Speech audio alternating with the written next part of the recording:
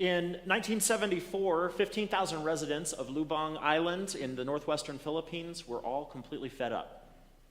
They were tired of feeling afraid in their own homes, or all the more when they were out and about on the island.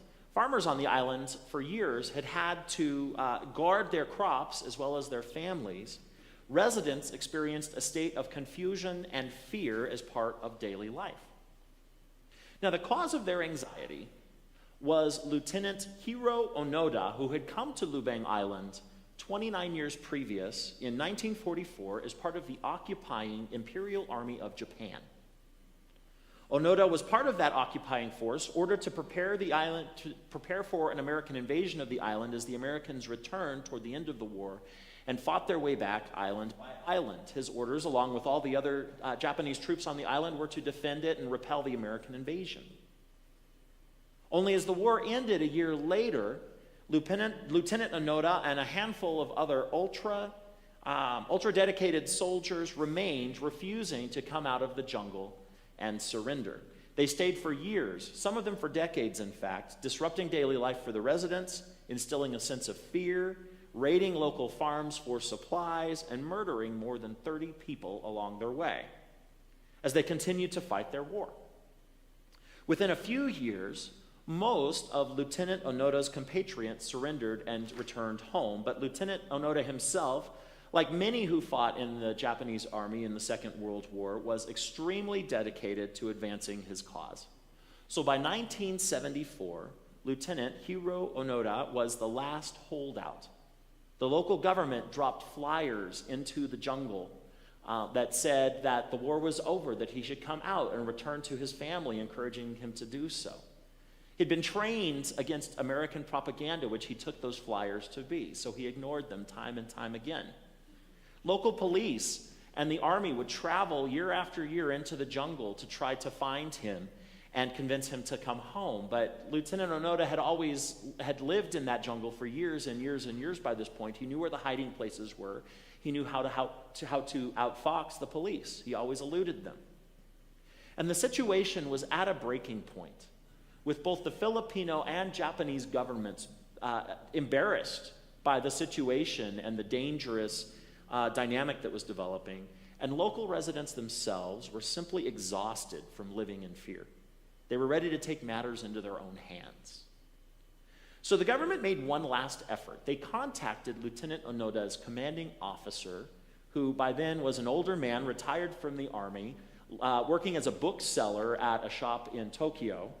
His commanding officer got on a plane, flew to Lubang Island, and there tracked down and found Lieutenant Onoda and ordered him to surrender and turn himself into the authorities.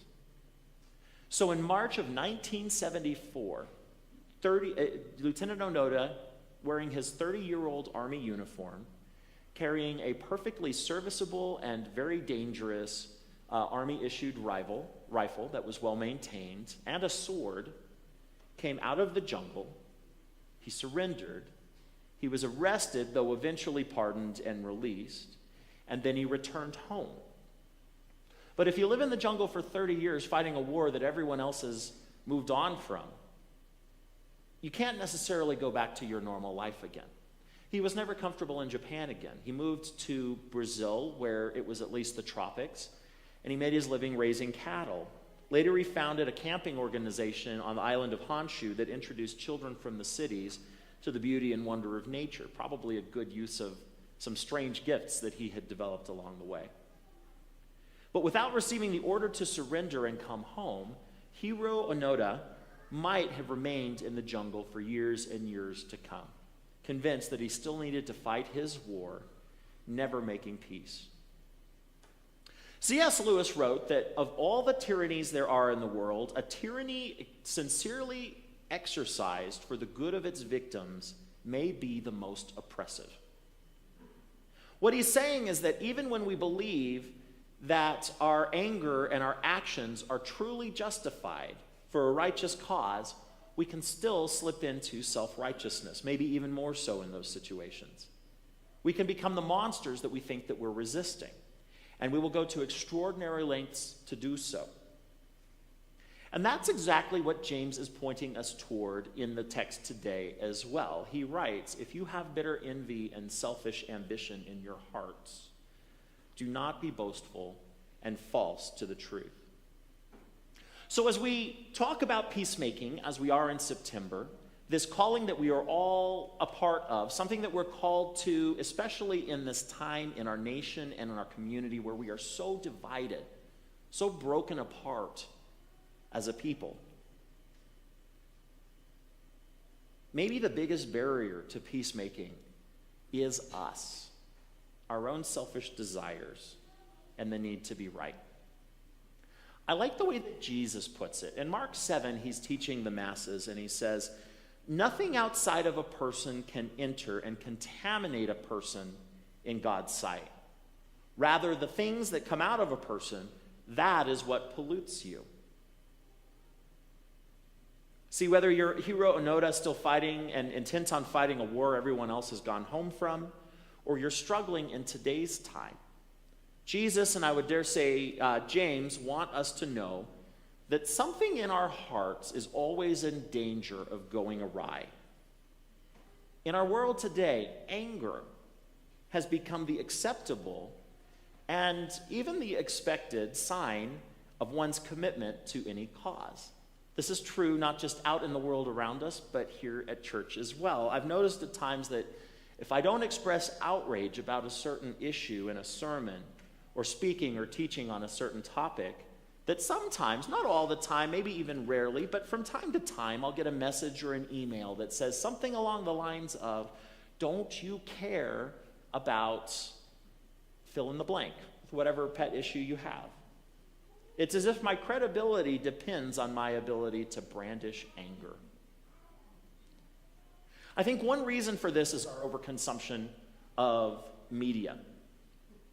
It deadens our ability when we watch hours and hours of media where we just see outrage again and again expressed over and over by different talking heads. It deadens our ability to feel more subtle emotions than anger. So in that overstimulated environment, only the cannonball of outrage has the ability to get our attention. Other emotions get dismissed. So one obvious thing we can do in this mission of peacemaking in our communities, in our world, in our friend circles and elsewhere, one obvious thing we can do is recover our ability to express and experience a full spectrum of emotions instead of just running to anger as the emotion that is comfortable to us. We can do that by turning down the volume of the media that we watch. Because here's what we need to understand about the world around us in this particular moment. And I want you to hear this part very exactly and crisply.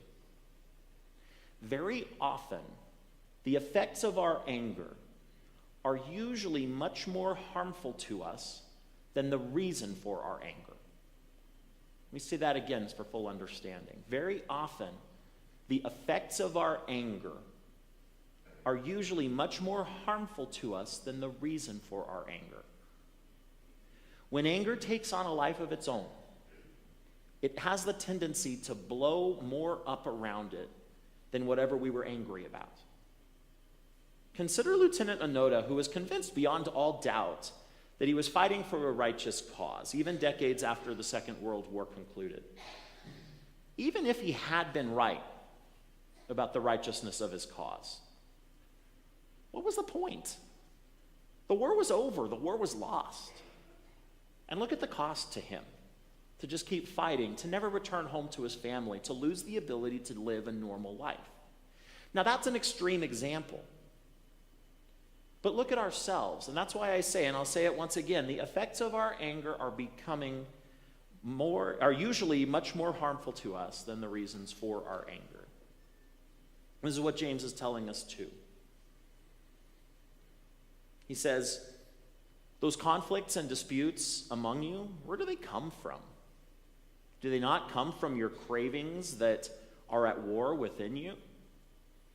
What we crave in our culture today is righteous indignation. I like reading about history, and one thing I notice whenever I'm reading history is really when we're talking about different eras of the human experience, we're broadly speaking having a conversation about particular emotions that dominated those times and eras. So if we're talking about the Renaissance, then we're saying that the Renaissance was marked by optimism and curiosity. If we're talking about the Enlightenment, then it's usually a conversation about how that time was marked by skepticism and rationality.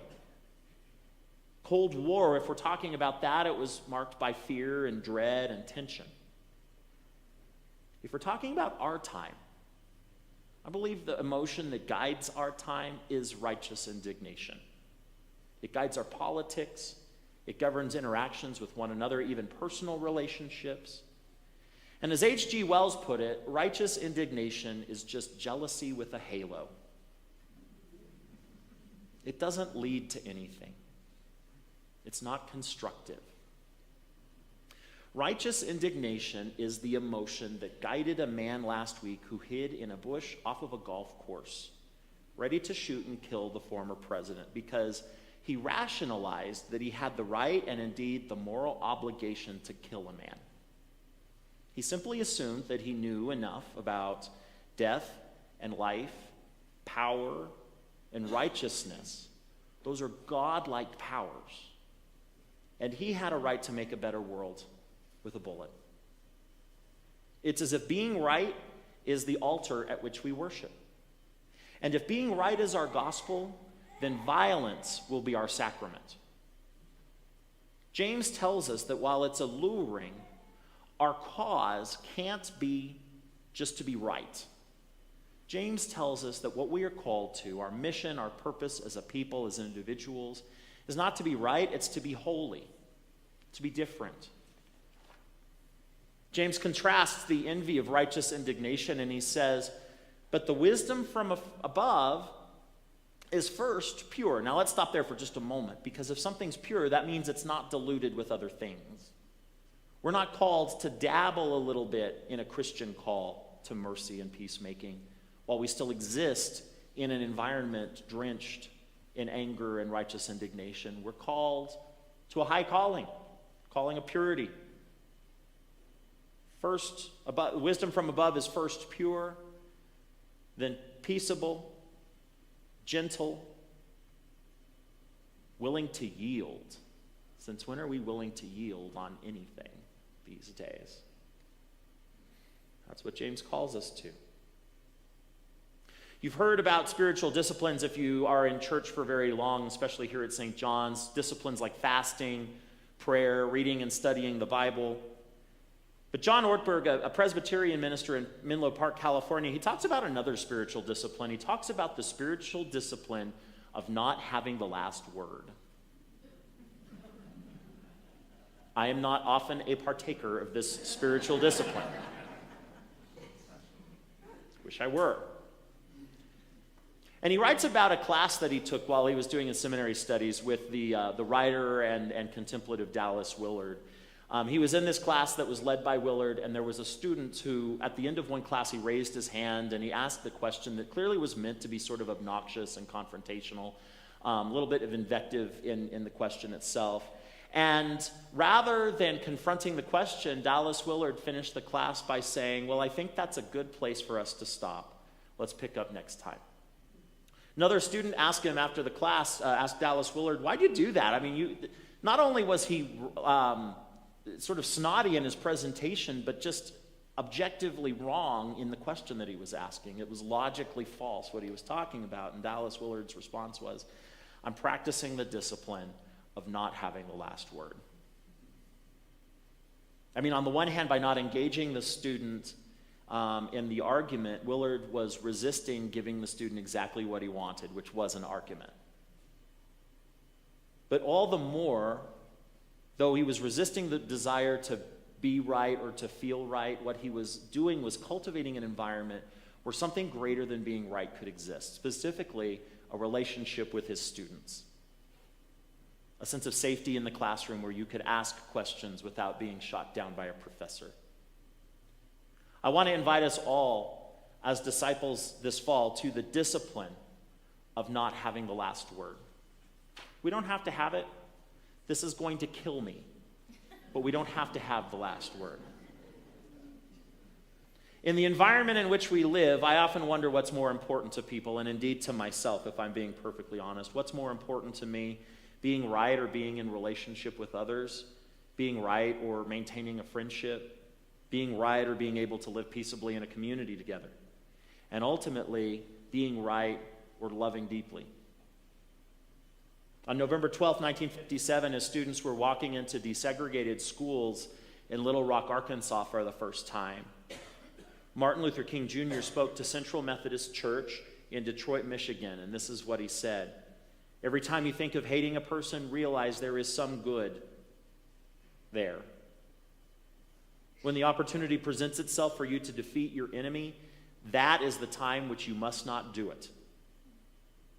There will come a time in many instances when the person who hates you most, the person who has harmed and abused you the most, the person who gossiped about you the most, there will come a time when you will have an opportunity to defeat that person. It may be in terms of offering or withholding a recommendation for a job. It might be in terms of helping that person or hindering them to make some move in life. And that is the time you must not do it. That is the meaning of love. He continues, in the final analysis, love is not this sentimental something that we talk about. It's not merely an emotional something. Love is creative. When you rise to the level of love, of its great beauty and power, you seek only to defeat evil systems. Individuals who happen to be caught up in that system you love. St. John's United Methodist Church, I am asking you to consider that what our society needs is not our rightness. What our society needs is our love. On an individual level from all of us, and as our corporate witness as a church, what our society needs is not our rightness, not our righteousness, not our righteous indignation, or our moral certitude. What our society needs is our love. And that is all. The political divisions we're experiencing in our country today, there is not a political program out there that will solve them, or a candidate who is inspired enough to do so. Our political divisions will not be solved by a rightness of policy or belief. We will only come together when we want to love one another more than we want to be right. Love is not just a gauzy feeling in our time. Love is practical and desperately needed politics. So throughout this series, as I've opened, I've given you some activity. And sometimes I think you've been a little annoyed by that. And so this week I decided to trick you and put it at the end instead. But this is a really simple one, and honestly, it's one that I can't make you do. It has to be voluntary, but I'm asking you to do it. For starters, this is a first step, is I want you to think of someone in your life, friend, loved one, probably a family member. I've talked about my uncle. That's who it is for me. Someone who just irks you. Maybe especially when they bring up politics. They're going to say that thing that just bothers you. And you know that you're right. And you know what? I know you're right too. It's okay. But it's not about being right. I want you to think of that person for just a moment and hold them in your heart. And ask yourself, who are you called to be in the months ahead? Because it's not enough to just come and listen to sermons and think, yeah, that is so true. I'm going to go out there and just be a peacemaker because I'm right. Then you've missed the whole point, right? I've gotten actually some good feedback on this sermon series so far, which definitely goes straight to my head. And so I've gone around this week in preparation for this sermon thinking, I'm going to preach such a good sermon this Sunday, and it's going to be so darn right.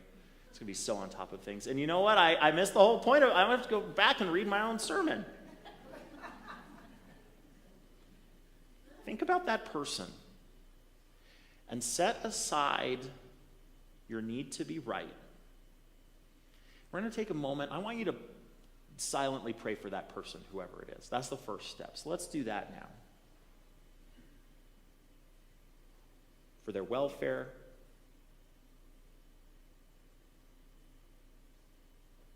for their own fears.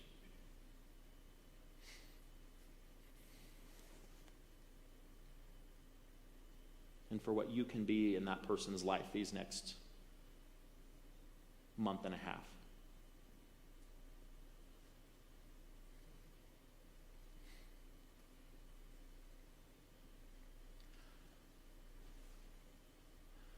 Folks, that's the easy part. But really what I'm calling you to do is to leave here having heard a decent sermon, I hope. Go forth to love those people that you're thinking of. And when they do speak up, not snapping back. When they do say that thing that just irks you, holding their hand and saying, you know what, I'm afraid too. We feel the same thing there. I hadn't thought about it that way before. I love you. Let that be your response. Not something that comes from within you that you just need to get off your chest so you can set those Trumpers right or own the libs.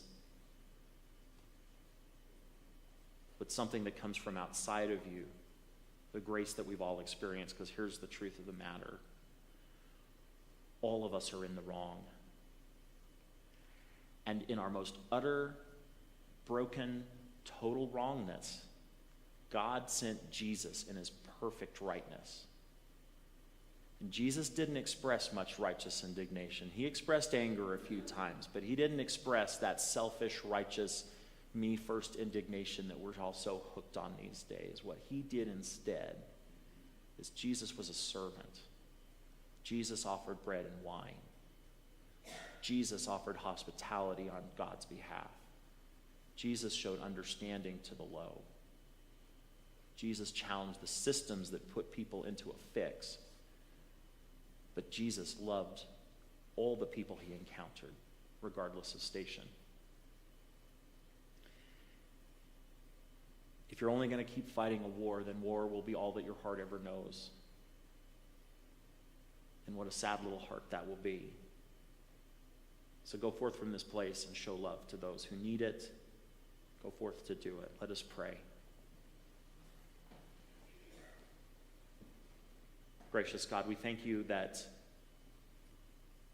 in our wrongness, you showed us more grace than we had deserved or had coming to us. We hold that in our hearts too, and we pray for a more peaceful world, something that only you can bring, but we can be a participant in. Amen.